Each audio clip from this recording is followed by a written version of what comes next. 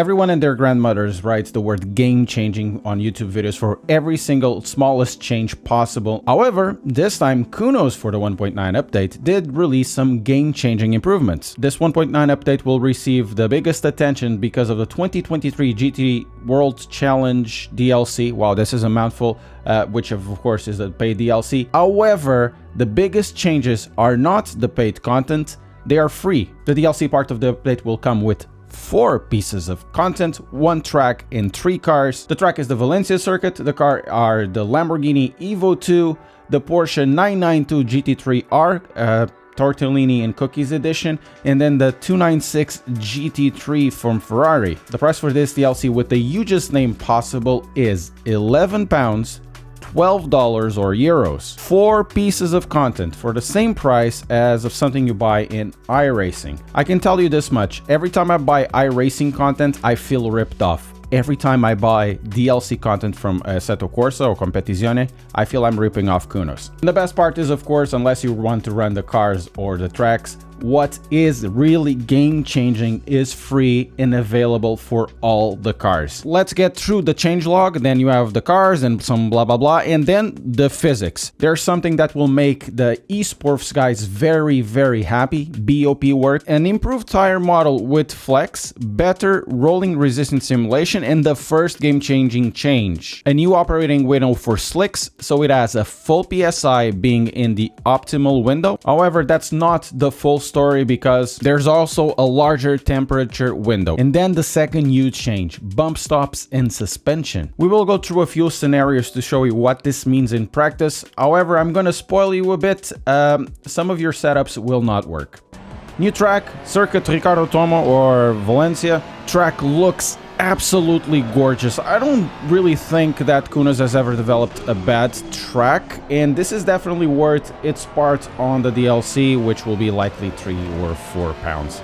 The layout itself is really interesting. It's like a mixture of bit of Imola in some areas, a bit of Misano, a bit of Barcelona. It's not as small as Misano, it looks like more Barcelona, but in some of the areas it kind of reminds me of Imola as well. So we have a very fast track. A lap over here, if you are esports, it will be like 130, even below, when you start getting your times into this. The corners are really fast, have an excellent cadence. I think they're very well connected, and I'm really glad that we have this as an addition into Assetto Corsa Competizione. I would like to have other ones from the America circuits as well, but well, we can't do everything. And of course, one of the stars of the show is this Ferrari, which is, in my opinion, the best car of the pack.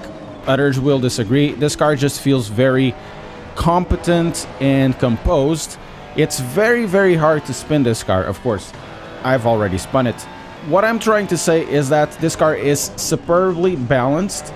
Part of it is because of the setups, and part of it is because of the physics, and part of it is because of the improvements that Kunos have brought into Assetto Corsa. One thing that was for me instantly noticeable, not over here at Valencia because there aren't many sausage curbs, is how more difficult it is to spin a car when your tires are not in the correct range of PSI. So now we have a new operating range in between 26 and 27 PSI.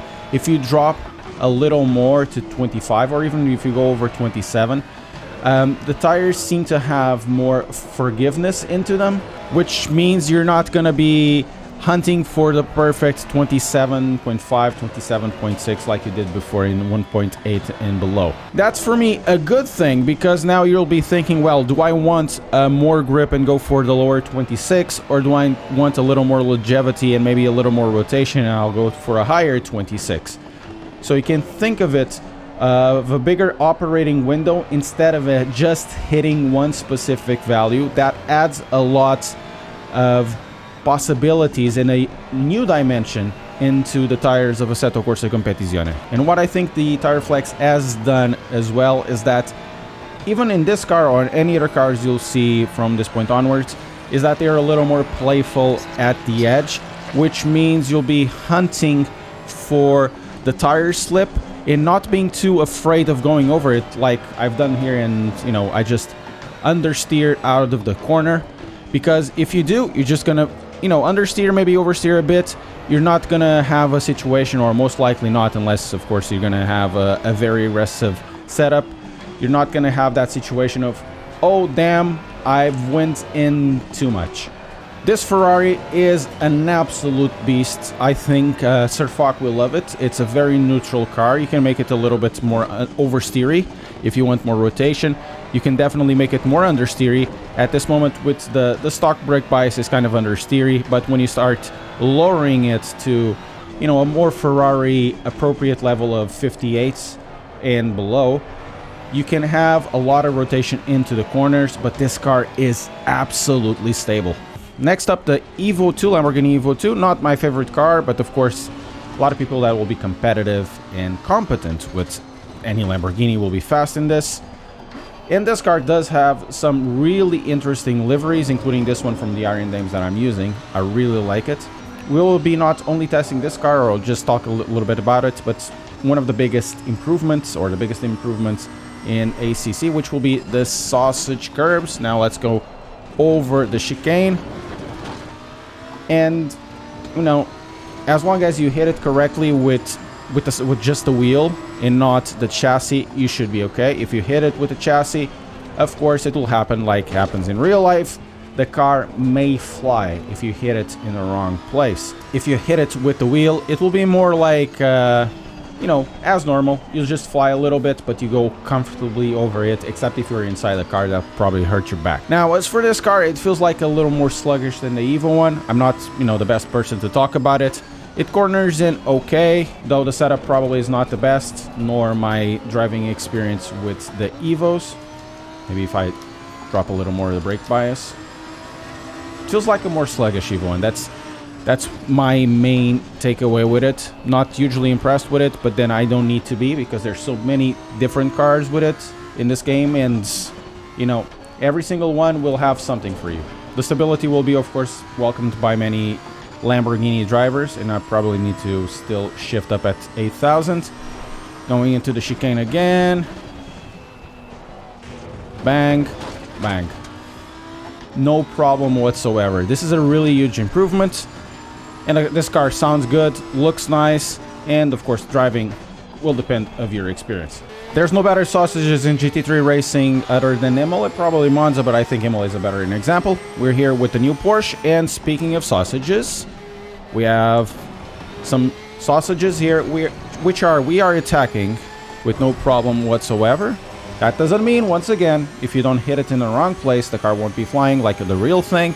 It just means that these cars are now more prone to go over them and survive, which is, in my opinion, a good thing. As for the Porsche, it's not my favorite of the pack, but it is close to the Ferrari. The Ferrari, for me, is a very neutral car, works rather well. The Lambo is kind of understeery. You can probably make it more oversteery and more to your taste. This one, it feels like some of the typical Porsche things that we're used to before we're taking off. It feels like a more mid-engined Porsche, because you still have a lot of rotation, as you see in here. However, the car feels more composed. It kind of feels like it's not going to kill you all the time. It can be a good thing, a bad thing, depending on the way you used to drive these things. It rotates really well under brake, over throttle, when you start trailing off, or if you are a little more violent in the inputs, especially at the entry of a corner. It just rotates really, really well. Excellent traction control too. I just don't know how to drive any of these cars. I feel like this car is really good. As opposite to 1.8, especially with the Porsches, if you were, you know, a little below the threshold of optimal, which we are at the moment, these cars will be all over the place, especially the Porsches and the Audis. Now, you know, they work. So not only the bumps are fixed, also the tires are more usable now. Here we go, over the curbs. Once again, no problem whatsoever. So I kind of like that. Now, something that I feel that is changed over 1.8 might be just me, but was most prevalent in the car that we're gonna try next, is the force feedback, which has changed a lot in my opinion, especially in this car, which I tried yesterday, but also changed over the curbs. Now we can look at this. Look, you're going over the curbings, and what was before a death sentence, now it's like, okay, you're risking it, but I'll allow it. See, over there, car going over it, not a lot of problems, and we could take it with some speeds. Now, what I mean about the force feedback has changed, in this car specifically, it is noticeable on the Porsche and a few other cars as well, is that, like if you did it on that corner, you go over the slip angle of the car, or the front tires, the suspension becomes really, really loose, or rather the tires become really loose at the front. It wasn't something that happened a lot with me with other versions of this game, but now it feels like the understeer is definitely more noticeable, especially when the slip angle of the front tires are exhausted. As you go over the curbs, over the sausages at Variante Alta, no problem whatsoever. And you can attack the sausages pretty much anywhere. It doesn't matter if it's a sausage, if it's a curb. You can attack them here, you can attack them here, and you can attack them here at the bane of my existence. Finally, inside and outside, which is a good thing. However, one thing that I did mention before in the intro is that some setups will become rather unusable. This one that I have at the moment is not the case. It's still pretty competitive. It feels like it's a little bit of a softer setup. However, if you have something that has the bump stops a little bit on the lower side, you get this. That means that some setups might have this same behavior where you lose the rear of the car, but if you start to mess around with changing the values of the bump stops, it may be corrected. Bonus points, the Lexus. It's like a carpet. Man, it's still my favorite car. Each of these improvements might be small by themselves, but together they are game-changing. The way we can now approach sausage curbs without being too scared of them like we had before with the 488 or the Audi or the Lexus, now we can go over them without much worry. The way the tires are now working, now there's a bigger operating range of temperatures and especially pressures. If you go over them or below the optimal range, it doesn't mean you're gonna have a really, really bad time. You might have slower times, but you're gonna still have control of the car. You're not gonna have a time where you're gonna be muscling the car in every single corner like it happened before. It's speaking of tires, now the way the tires operate over the slip angle as well, it means like you have a more control of the car too. It's not going to be the case that you're gonna release the rear. You now can control the car much more effectively. This is for me the biggest change since 1.2 or 1.3 when the 5-point contact patch was implemented in Assetto Corsa Competizione.